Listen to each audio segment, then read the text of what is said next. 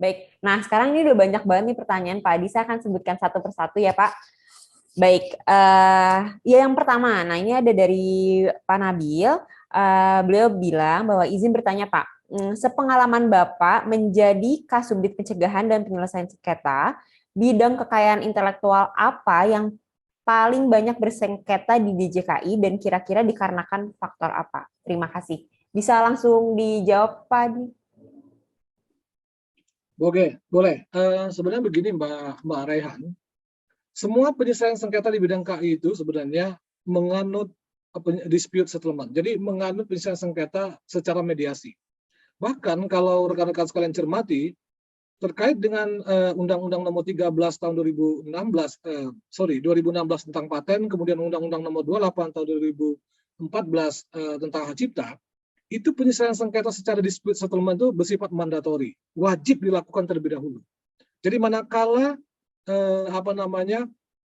sengketanya tidak bisa diselesaikan secara mediasi, apakah mediasinya dilaksanakan oleh Ditjen KI ya, karena kita juga punya mediator-mediator Ditjen KI, makanya bisa dilakukan permohonan mediasi ke KI atau di luar, barulah perkara itu sebenarnya bisa dilanjutkan kepada tahap penuntutan. Tahap maksud saya ke tahap penyidikan. Penyidikan itu pelaporan, apakah itu ke kepolisian maupun ke Ditjen KI. Nanti akan ada proses-proses dengan tahap penyidikan. Nah, kenapa? Karena memang konsep sengketa KI ini merupakan konsep bisnis, ya. Jadi harusnya penyelesaiannya juga dalam kerangka bisnis, gitu ya kan, yang cepat, ya, sederhana dan murah, gitu. Nah, itu kan prinsip penyelesaian sengketa. Nah, begitu juga dengan undang-undang yang lain, undang-undang desain, misalnya undang-undang yang lainnya. Walaupun memang dia tidak bersifat mandatori, jadi ada pilihan di situ ya. Silakan Anda mau sengketa mediasi atau tidak boleh juga gitu kan. Sifatnya adalah fakultatif, tidak mandatori. Nah, kalau dari pengalaman saya selama ini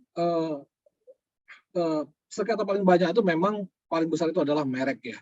Merek itu memang paling dominan sekali, paling banyak terjadi tindak pidana merek gitu kan. Jadi orang yang tanpa sadar gitu menggunakan merek ya, bagus di pasaran, misalnya Tanah Abang, tiba-tiba dia pakai merek itu kan, ini banyak sekali.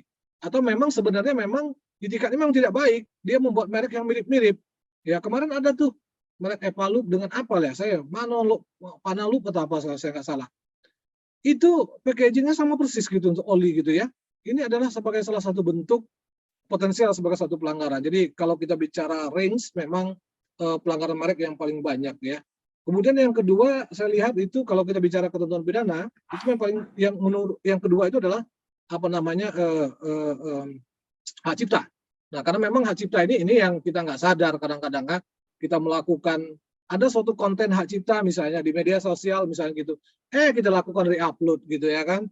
Sebenarnya kita melakukan re-upload itu sudah merupakan suatu tindak pidana. Kalau dalam kategori hak cipta itulah namanya komunikasi making available. Jadi ketika kita mengupload suatu konten itu adalah penyediaan penyediaan kepada masyarakat, making available. Makanya itu salah satu hak ekonomi dari pencipta, itu merupakan tidak pidana pelanggaran gitu ya.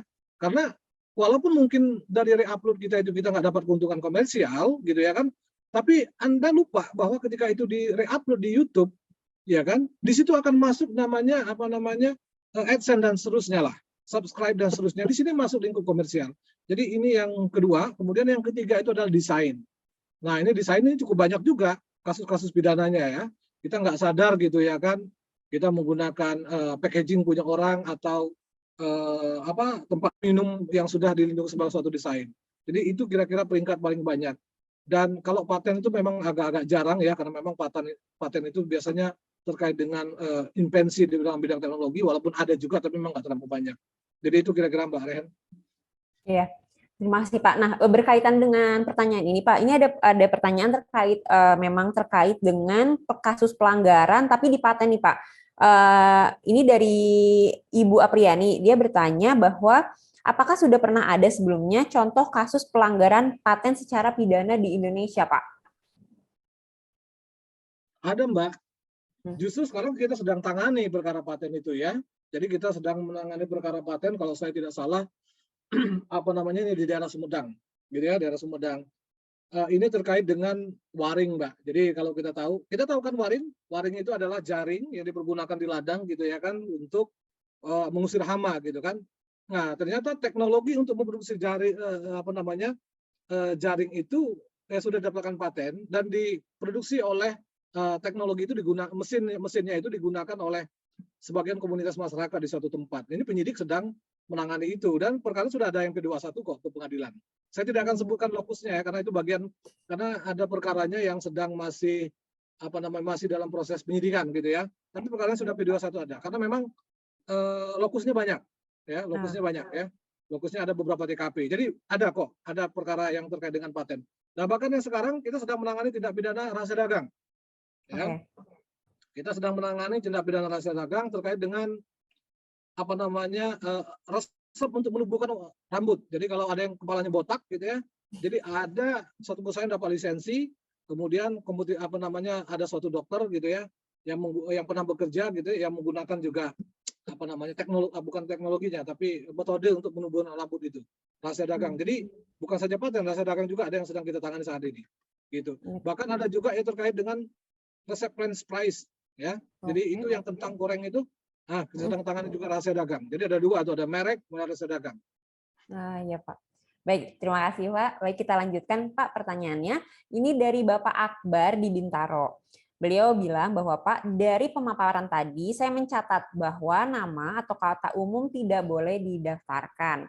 Bagaimana di JKI menentukan suatu merek termasuk ke dalam kata umum karena selama ini melihat dengan polemik atas didaftarkannya merek open mic dan digugat oleh para komika yang menganggap open mic termasuk ke dalam kata umum yang seharusnya menjadi milik publik.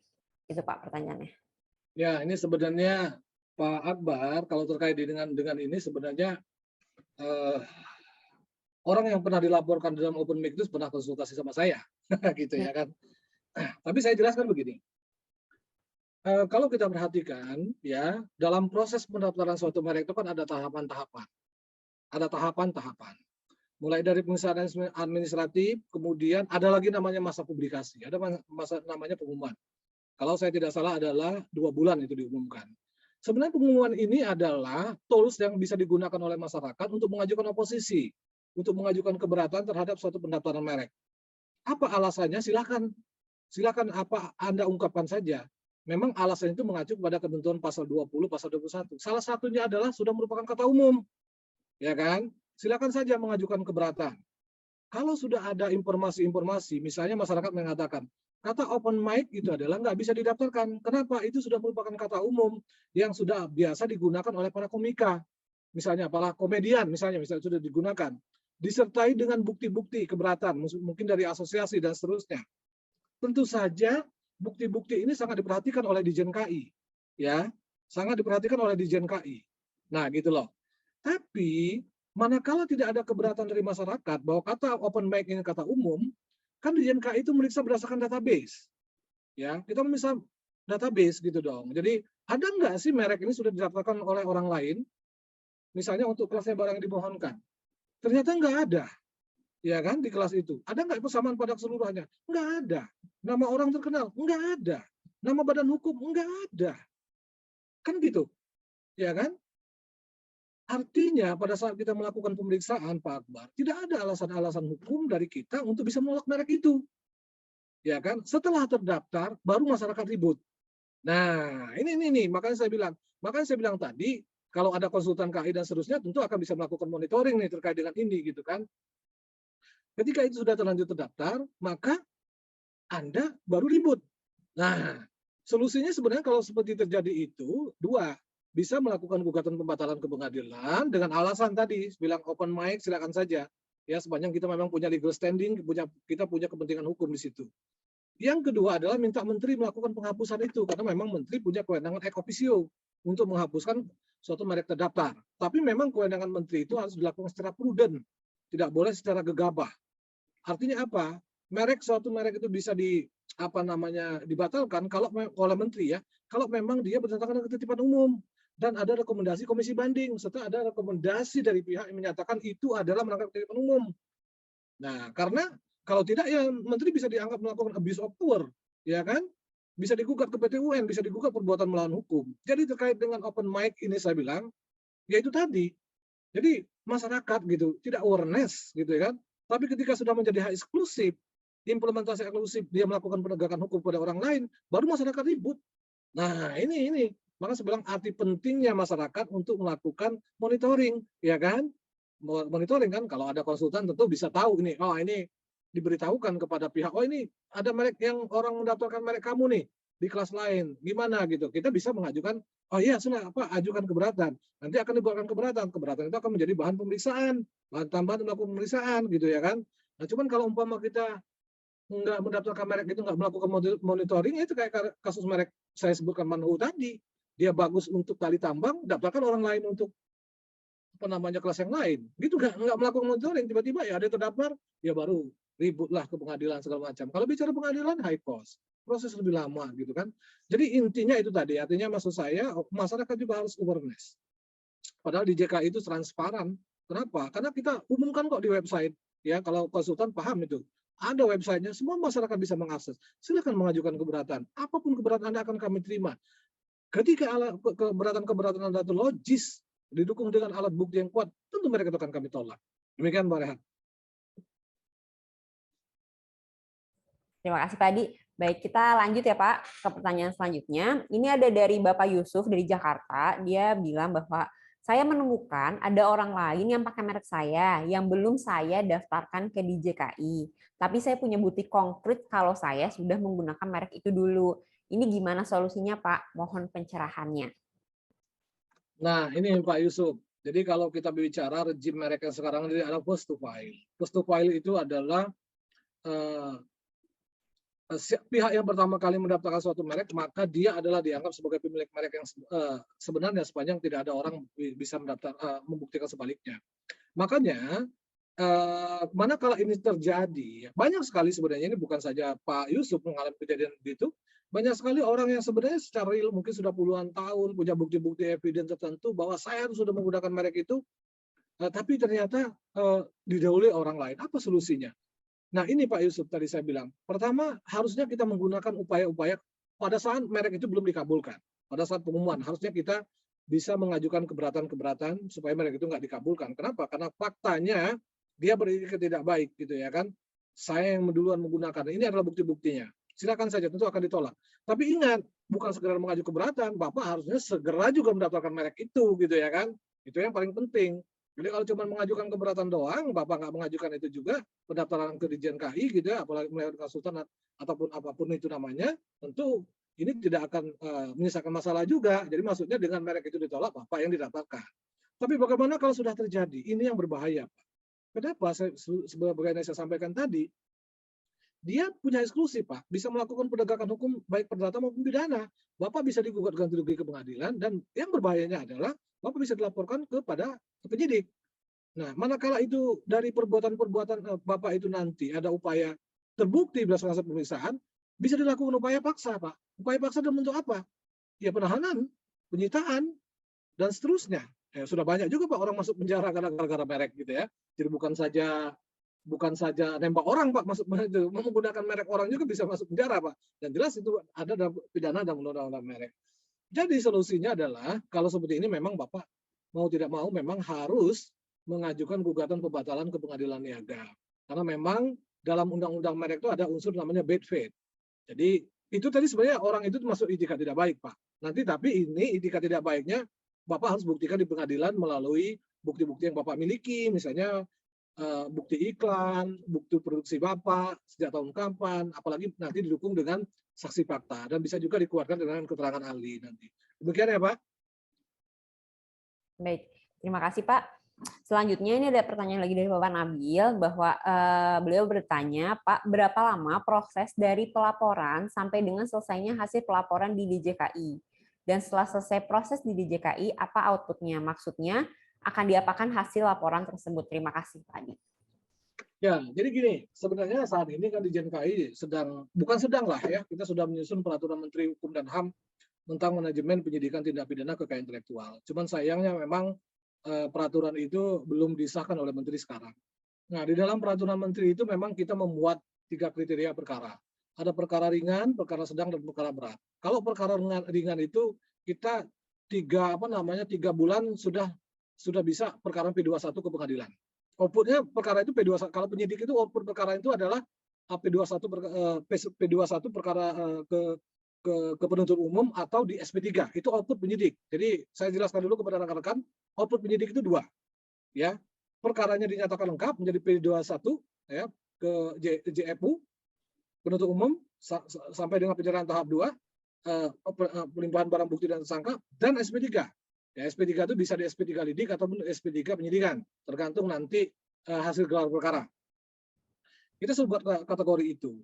Kalau perkara ringan, misalnya alat buktinya gampang, gitu ya, gampang ada, lengkap, gitu ya, keterangan didukung dengan saksi, gitu ya kan, tidak melibatkan unsur digital, gitu kan. Nah ini kalau digital tuh kita agak susah juga.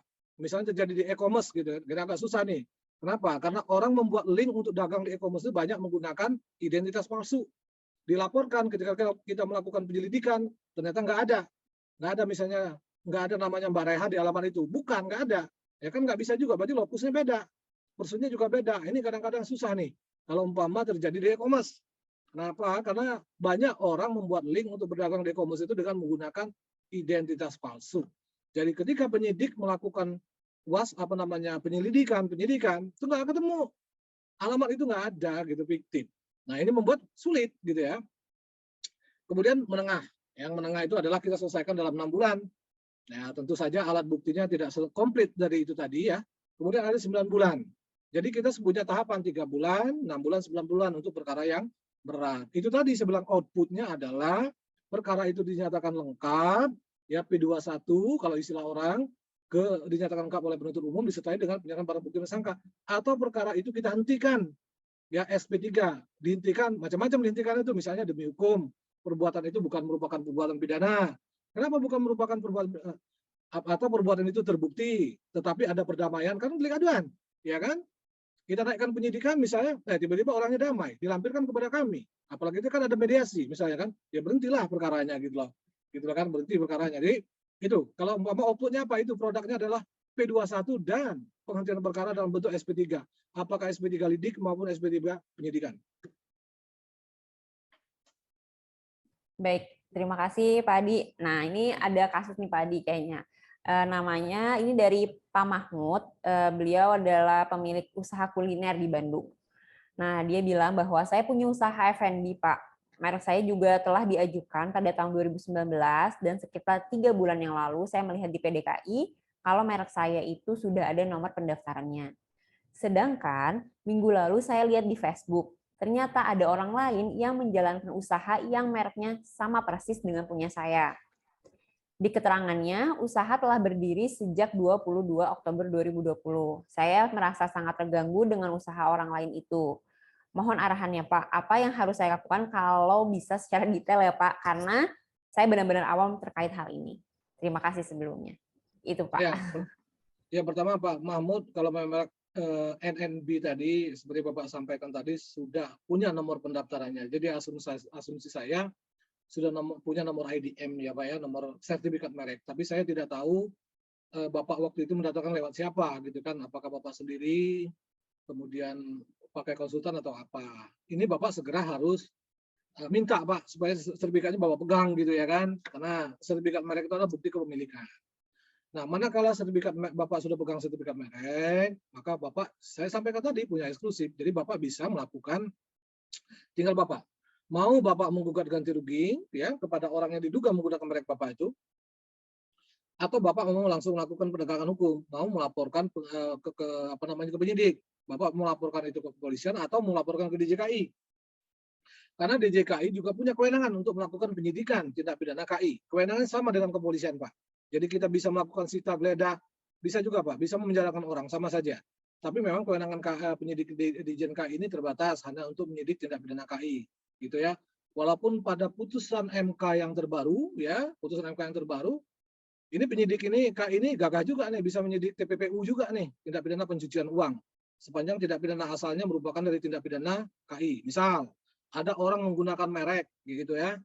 Kami sidik, ternyata hasilnya itu digunakan untuk ekspansi bisnis. Itu bisa kami sidik tuh TPPU-nya. Walaupun ini belum ada gitu ya kan, tapi ini putusan MK yang terbaru bisa menyatakan seperti itu. Nah, jadi begitu Pak, bisa melakukan pengaduan ke Dijen KI ataupun ke kepolisian. Atau Bapak melakukan somasi dulu boleh. Atau Bapak minta mediasi kan juga boleh. Silakan saja Bapak berkirim surat minta dilakukan mediasi ke Ditjen KI ya supaya dia menghentikan. Ya kan, kalau memang dia nggak mau nanti bisa dilanjutkan ke ganti rugi atau ke pengaduan. Silakan saja Pak. Saya sampaikan tadi mediasi itu memang seharusnya dilakukan. Kenapa? Karena penyelesaian sengketa KI itu sengketa bisnis. Mana tahu dengan begitu Pak, dia bisa Bapak rangkul. Maksudnya begini, mana tahu dia bisa mau menggunakan merek itu dengan berizin kepada Bapak, karena Bapak punya sertifikat merek, mana tahu. Jadi Bapak punya cabang nih, misalnya melalui dia. Kan tidak semua juga orang yang menggunakan merek kita itu harus kita hancurkan Pak. Ada bisa kita rangkul supaya bisa jadi distributor kita kan. Ini tergantung kita saja ini kan, pilihan saja. Jadi itu kira-kira penjelasan saya Pak Yusuf. Ya, baik Pak. Nah, ini ada pertanyaan Pak dari Doni Prasetyo, mahasiswa Universitas Islam Indonesia di Jogja. Beliau bertanya, peredaran barang dengan merek terkenal Nike di Yogyakarta sudah banyak pemalsuan, seperti pada barang jenis sepatu yang dijual pada event sneakers besar di Mall Yogyakarta. Dan pada seller menyebut bahwa barang tersebut barang original reject atau harga sangat miring dari harga retail yang saya yakini barang tersebut palsu.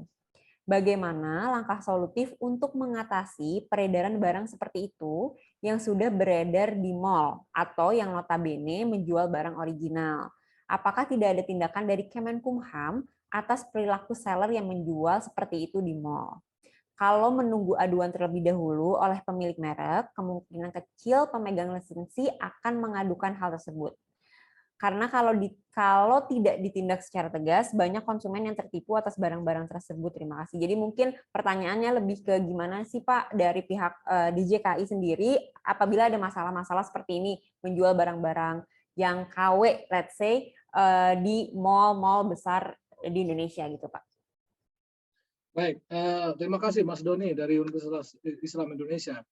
Jadi kalau Mas Doni ini cukup mengikuti program-program di Ditjen KI dalam 1 tahun terakhir ya. Ditjen KI ini mempunyai salah satu program unggulan. Banyaklah program unggulannya, ada roping seminar, IP marketplace dan seterusnya. Salah satunya itu adalah sertifikasi pusat perbelanjaan berbasis kekayaan intelektual. Ya, jadi program ini sebenarnya dilaksanakan oleh Ditjen KI dalam rangka upaya preventif, dalam rangka melakukan upaya pencegahan kepada pusat-pusat perbelanjaan supaya mereka itu punya komitmen untuk tidak membiarkan di tempat perdagangan yang dikelolanya beredar produk-produk melanggar kekayaan intelektual. ANSI itu termasuk merek-merek sepatu. Nah, program preventif yang kami lakukan ini adalah melakukan edukasi, melakukan sosialisasi ke pusat-pusat perbelanjaan. Jadi kita mendatangi pusat-pusat perbelanjaan yang ada ya dengan bekerjasama dengan rekan-rekan kantor wilayah. Kita datang ke pengadaan pusat perdagangan itu dan kita cek perjanjiannya, perjanjian antara dia dengan tenan, antara dia dengan penyewa. Apakah memang di dalam perjanjian itu ada klausul-klausul ketentuan pelarangan gitu ya, pelarangan kepada tenan untuk menjual produk-produk yang melanggar KI atau melanggar undang-undang khususnya. Jadi kita berikan pemahaman dulu nih kepada pemilik mall dulu bahwa Anda tolong insert ketentuan seperti ini supaya Anda ada alasan untuk menegur tenan manakala ada komplain dari masyarakat seperti Mas Doni sampaikan ini. Bahwa kamu nggak boleh tuh kalau menjual produk-produk palsu. Kenapa? Karena kalau mall nggak aware terhadap itu sebenarnya bisa dijerat juga pihak mall. Kenapa? Karena ada unsur turut serta. Kan turut serta itu bisa pada saat melakukan pada saat sebelum terjadinya tindak pidana. Ya walaupun memang ini pembuktiannya panjang, gitu pembuktiannya panjang. Tapi artinya pengelola mall ya yang diduga memang sengaja membiarkan di tempat pedagang dikelola sebagai merek itu bisa dikenakan dengan unsur turut serta. Turut serta memperdagangkan ada pasalnya tadi. Dalam undang-undang merek, memperdagangkan pada unsur turut serta, tinggal kecukupan alat bukti atau tidak. Tapi ini adalah program-program preventif yang kita lakukan. Makanya di Jogja itu sebenarnya ada beberapa pusat perbelanjaan yang kita berikan sertifikasi mall yang berdasarkan KI. Dan memang alat ukurnya adalah kita melakukan survei. Kita memberikan responden kepada pengelola mall, kepada tenan, kepada masyarakat yang ada di sana. Ya, apakah memang stigma masyarakat di sana banyak nggak beredar produk-produk yang palsu seperti itu? Kalau hasil survei itu positif, kita berikan semacam apresiasi dalam bentuk sertifikasi pusat perbelanjaan. Walaupun saya akui ini juga tidak bisa menjamin juga gitu ya kan, tidak menjamin walau diberikan sertifikasi pusat perbelanjaan itu bebas dari barang-barang palsu. Artinya Ditjen KI, Mas Doni, melakukan upaya-upaya preventif seperti itu. Ya, pencegahan dalam bentuk edukasi, sosialisasi, dalam bentuk program sertifikasi MOL tadi. Karena memang kalau kita bicara upaya represif, memang undang-undang kita memang mensyaratkan begitu, harus ada aduan dari orang yang merasa dirugikan, yang bisa membuktikan dia ada sebagai pemilik KI-nya. Nah, tapi Ditjen KI berupaya melakukan upaya-upaya preventif, dan kita sebenarnya tidak lelah-lelahnya juga melakukan edukasi pencegahan seperti itu. Walaupun saya akui sebenarnya ini kan ibarat supply and demand lah, seperti itu kan agak sulit juga. Tapi ya mau apapun juga namanya, negara tidak boleh membiarkan itu terjadi. Demikian Mbak Rehan. Ya, terima kasih Pak. Kita lanjut lagi Pak. Ini dari Ibu Lisa Karismawati, beliau bertanya, mau menanyakan terkait pasal 102 Undang-Undang Merek dan Indikasi Geografis. Unsur yang ditekankan dalam pasal tersebut adalah unsur memperdagangkan. Tapi isi pasal secara penuh ada unsur barang merupakan hasil tindak pidana. Apabila ada pihak ketiga mendapatkan dan memperdagangkan suatu barang dan dia tidak mengetahui barang tersebut merupakan barang hasil tindak pidana, apakah ketentuan pasal 102 tetap bisa dikenakan kepada pihak ketiga tersebut, Pak? Jawaban saya singkat Mbak Risa, bisa. Jadi pasal ini sebenarnya pasal begini. Pasal ini kita susun adalah pasal memang untuk orang yang memperdagangkan. Ya, memang kata-katanya memperdagangkan barang hasil pelanggaran. Ya, orang banyak berasumsi harus dibuktikan dulu produsennya di mana. Kalau kita nggak bisa menjelaskan produsennya, maka barang diperdagangkan itu adalah nggak bisa dikenakan pasal ini. Sebenarnya simpel. Manakala orang yang memperdagangkan itu bukan produsen, maka dia masuk pada produsen, ya kan? Sekarang kita tanya, barang yang dia perdagangkan itu dia dapatnya dari mana? Apakah dari produsen yang resmi atau tidak? Apakah dari pemegang lisensi atau tidak? Manakala unsur itu bisa kita buktikan, masuk pasal itu. Kamu ngambilnya dari mana? Saya ngambilnya dari sini, Pak. Oke, sekarang kita cek. Ternyata orang ini adalah bukan pemegang lisensi, bukan lisensi resmi. Nggak ada kaitan langsung dengan pemilik merek atau pemilik distributor. Masuk pasal ini. Sudah terbukti itu barang hasil pelanggaran. Jadi nggak perlu dibuktikan lagi. Kan kita sudah tanya, kamu ngambil barang mana? Saya ngambil barang dari Mbak Rehan. Oke, saya periksa. Mbak Rehan, kamu barangnya dapat dari mana? Saya dapat dari Bapak itu, Pak. Ternyata Bapak itu adalah bukan produsen resmi, bukan pemegang lisensi resmi, bukan franchise resmi. Sudah terbukti. Nah, jadi gitu membuktikannya. Jadi pasal ini bisa dibuktikan, walaupun kita nggak ketemu produsennya. Gitu.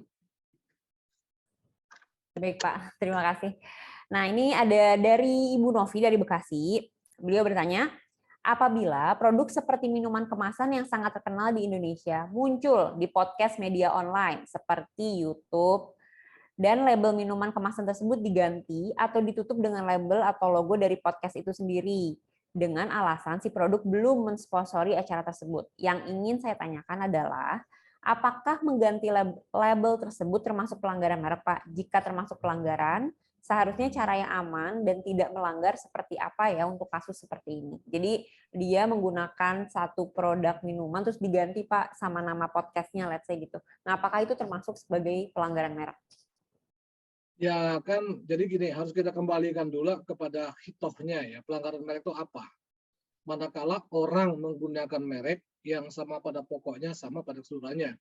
Dan harus bisa kita lihat dong, harus bisa kita lihat, harus bisa kita saksikan, harus kita bisa perbandingkan, kan gitu. Jadi kita bandingkan nih, ini sertifikat mereknya, ini barang yang original produk, ini barang juga palsu, kita bandingkan, apakah sama pada seluruh, pada pokoknya. Kalau terkait dengan orang podcast, katakanlah tadi ya, kan kemudian mungkin menggunakan suatu minuman suplemen segala macam lah. Tapi mungkin karena sesuatu lah belum bayar atau apa sehingga ditutup, apakah itu pelanggaran merek atau enggak. Ya saya pikir nggak memenuhi kalau itu pelanggaran merek kan. Karena dia nggak menggunakan merek kalau itu kan.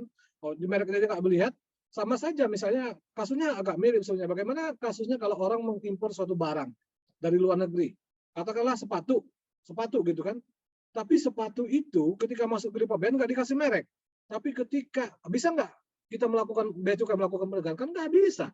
Tapi ketika keluar dikasih merek baru bisa pelanggaran gitu loh. Jadi kalau sepanjang mereknya nggak ada gitu ya, saya nggak ada tadi karena di blur karena apa saya nggak bisa apa namanya menyimpulkan. Tapi sepanjang merek itu nggak bisa kita lihat gitu, ya nggak bisa itu ada pelanggaran merek gitu loh.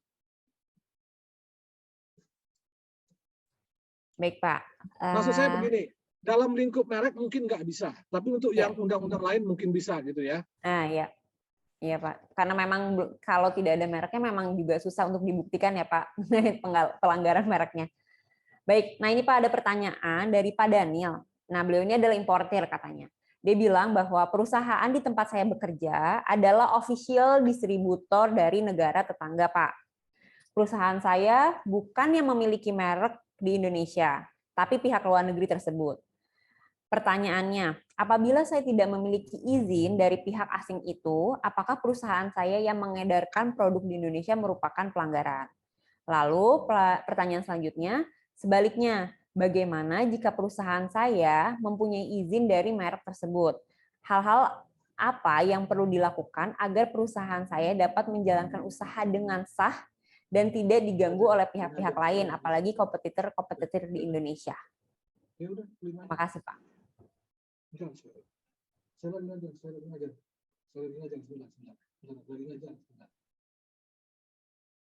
Sorry Mbak Rehan. Ya. Jadi saya cermati apa yang ditanyakan oleh Pak Daniel tadi. Ya. Ini memang banyak gitu ya. Jadi pemilik mereknya itu ada di luar negeri. Ya. Tapi ingat, pemilik merek yang ada di luar negeri itu terdaftar di Indonesia loh. Ingat. Karena memang pelindungan merek itu teritorial. Jadi kalau pemilik mereknya berada di luar negeri, nggak didaftarkan di Indonesia, nggak dilindungi itu merek. Ini beda dengan hak cipta ya. Jadi saya asumsikan merek yang disampaikan Pak Daniel tadi terdaftar di Indonesia. Asumsikan begitu ya. Dan Pak Daniel ini mendapatkan izin sebagai official distributor untuk katakanlah mendistribusikan merek itu. Ya nggak pelanggaran. Karena bisa melakukan penegakan hukum itu kan pemilik mereknya yang ada di luar negeri itu. Atau orang yang diberikan kuasa untuk itu. Ya nggak pelanggaran. Ya kan? Nah, kalau nggak ada perjanjian official distributor, bisa pelanggaran kalau dilaporkan oleh si pemilik merek di luar negeri. Kan gitu. Nah, jadi itu kira-kira singkat jawaban saya. Mau elaborasi sedikit Pak, apakah ada kebutuhan ini ya Pak untuk kayak official distributor itu harus memberikan misalnya let's say perjanjian lisensi gitu Pak. Ada kewajiban nggak sih Pak sebenarnya orang distributor di Indonesia itu harus punya perjanjian lisensi terhadap dengan penggunaan si merek yang dipakai, yang let's say dia pakai merek distributornya gitu Pak. Jadi gini, kalau official distributor itu berarti kan barang-barang yang dimasukkan ke Indonesia itu kan sudah ada mereknya, ya kan? Sudah ada perjanjian yang memberikan kewenangan kita untuk mendistribusikan apa barang itu. Ya nggak perlu lagi ada perjanjian lisensi. Nggak perlu lagi perjanjian lisensi, karena lisensi itu misalnya gini, lisensi itu adalah ketika kita memproduksi suatu barang di Indonesia. Ya kan, barang ini mau kita namain apa sih gitu ya kan? Nggak ada namanya. Oke lah, kita mintakan mereknya. Ya itulah lisensi gitu loh. Ditempelkan merek itu gitu loh. Jadi kalau bisa distributor itu kan pasti sudah dapat izin untuk menggunakan itu. Nah, jadi gitu Mbak Rel. Baik, terima kasih Pak. Nah, ini masih ada beberapa pertanyaan lagi Pak. Ini sebelum kita nanti closing statement. Ini ada pertanyaan dari Pak Agus Chandra. Mohon izin bertanya Pak, untuk tahapan pelaporan pelanggaran merek via PPNS di JKI, apakah penyidik PPNS pasti selalu meminta ahli merek untuk meningkatkan status dari penyelidikan menjadi penyidikan dan tersangka? Atau ahli ini opsional karena penyidik PPNS lebih paham haki daripada polisi katanya Pak. Gitu Pak pertanyaannya. Ya baik, terima kasih Pak Agus. Jadi penyidik itu bekerja berdasarkan alat bukti. Ya, alat bukti kita bisa lihat dalam ketentuan pasal 184 KUHP. Jadi mulai dari bukti surat, ya keterangan saksi, kemudian petunjuk dan seterusnya. Kemudian adalah ahli.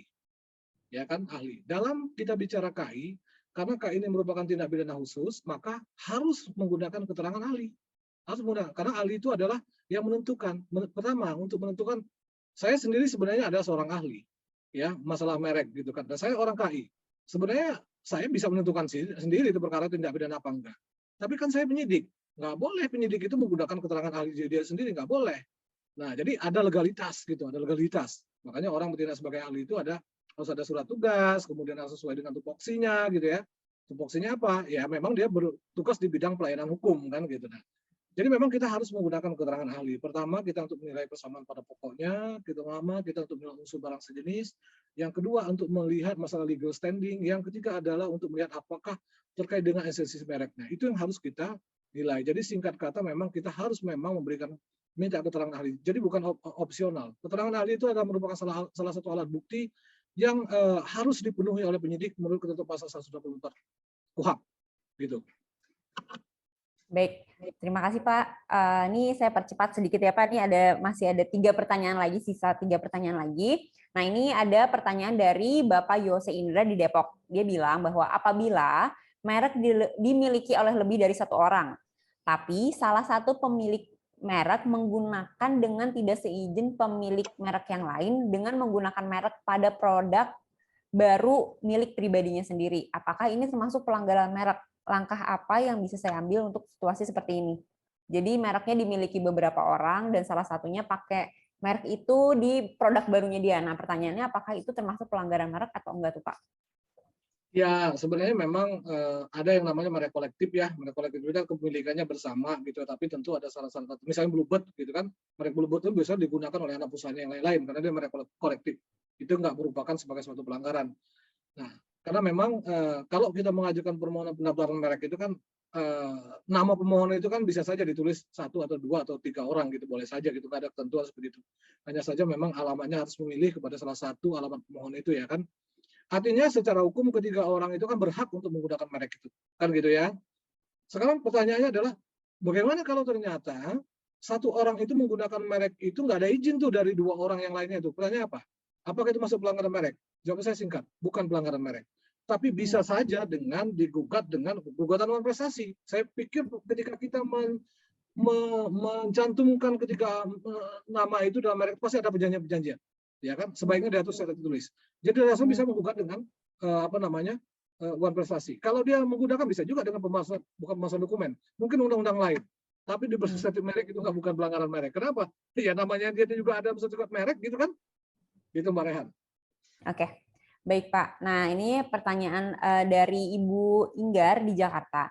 Pak, bagaimana sistemnya perlindungan merek lintas negara? Misalnya saya lihat orang Malaysia pakai merek saya di Malaysia, di mana merek yang dia gunakan sangat mirip dengan merek terdaftar milik saya di Indonesia.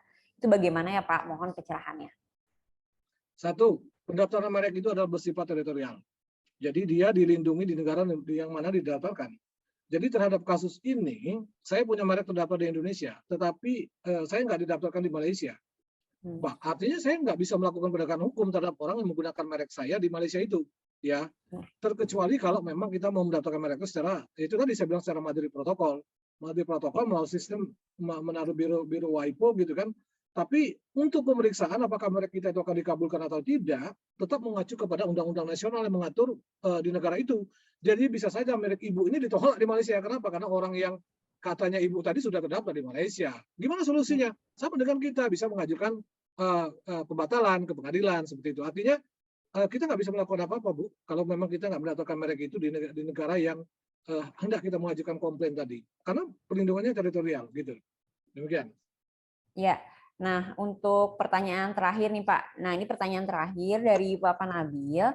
Beliau bertanya, dalam bidang merek, apakah kita menerapkan total prinsip jual beli putus atau tetap harus menghargai pemilik produk asli? Misalnya, saya beli baju dengan merek terkenal, apakah boleh saya ganti labelnya dan menjualnya kembali dengan label merek saya ke pasaran? Apakah itu merupakan pelanggaran atau tidak, Pak? Di mana saya sudah beli produk tersebut dan setelah saya beli, berarti sepenuhnya milik saya dan saya bebas untuk melakukan apapun dengan produk tersebut. Itu Pak, pertanyaan terakhir.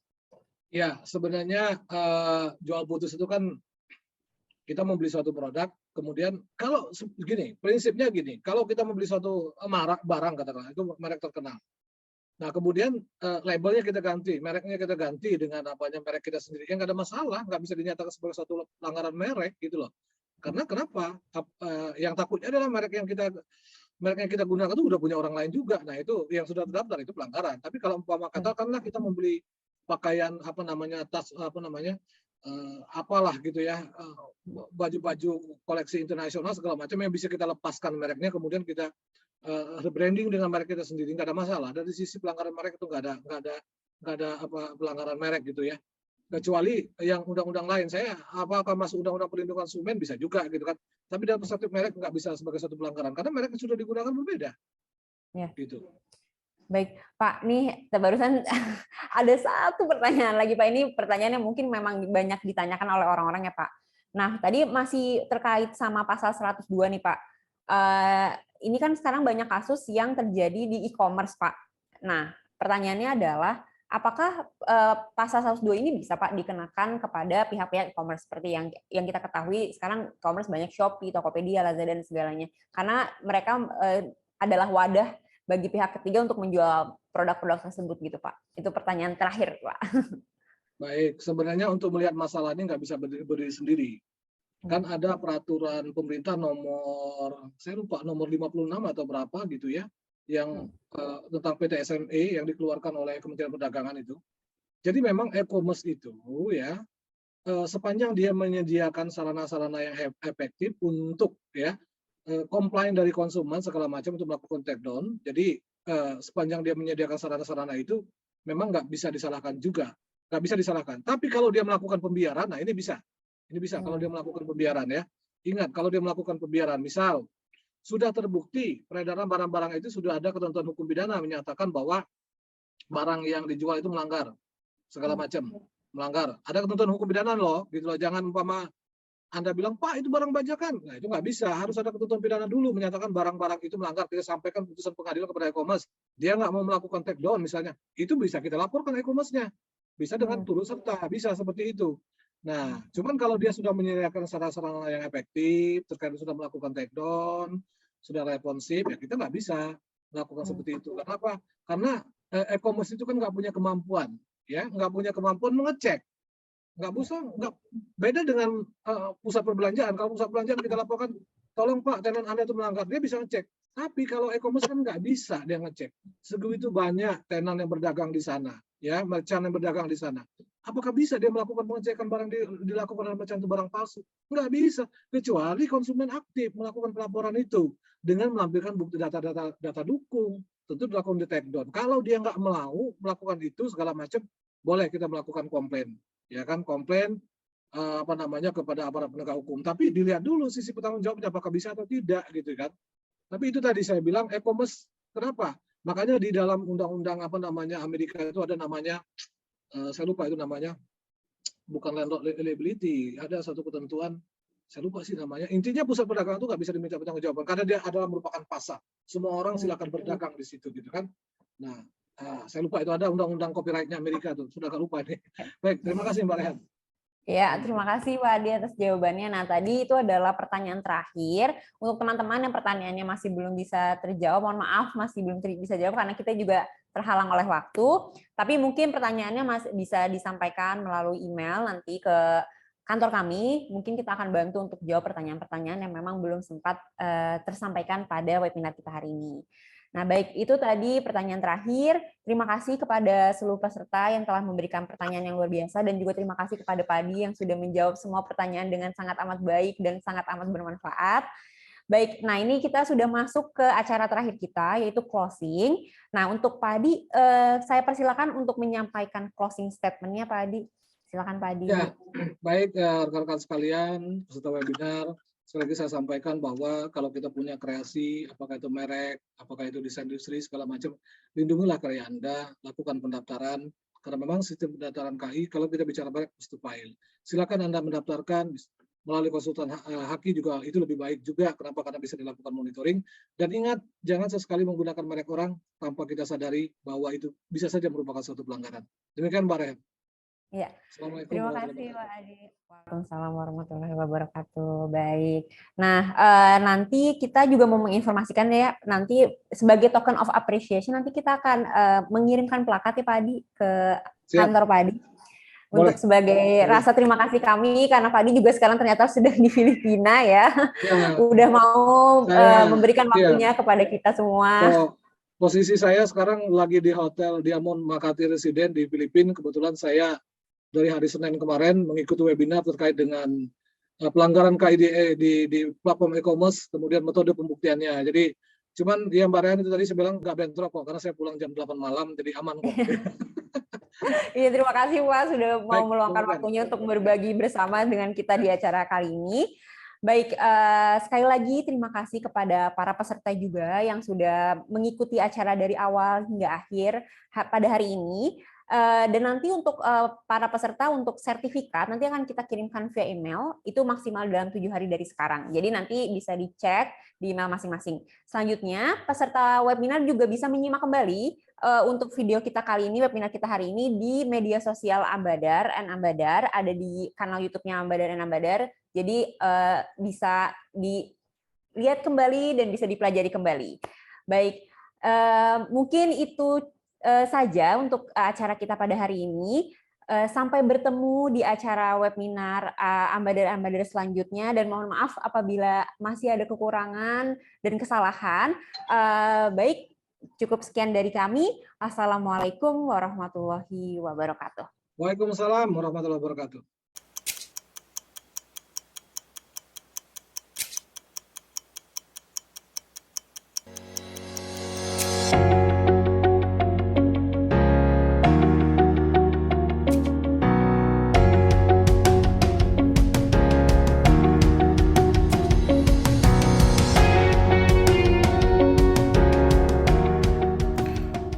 Ambadar and Ambadar is an intellectual property law firm that was founded on September 2nd, 1965 by the late Mr. Tutun Ambadar. At the age of 56, we continue to keep up with the time and improve our capabilities so that we become the main choice for patent, trademark, industrial design, plant variety protection, and copyright holders, both local and international, in protecting their intellectual property. In carrying out this trust, we are also members of the International Intellectual Property Organization. Starting from the International Trademark Association, the International Association for the Protection of Intellectual Property, and Patent Attorneys Association, and the Young Communities Trademark Association. To be the most reliable and comprehensive IP law firm in the world. We all consultants, management, and staff of Ambadar and Ambadar are always ready to help you become a loyal partner in providing protection, commercialization, enforcement, and management of all types of intellectual property.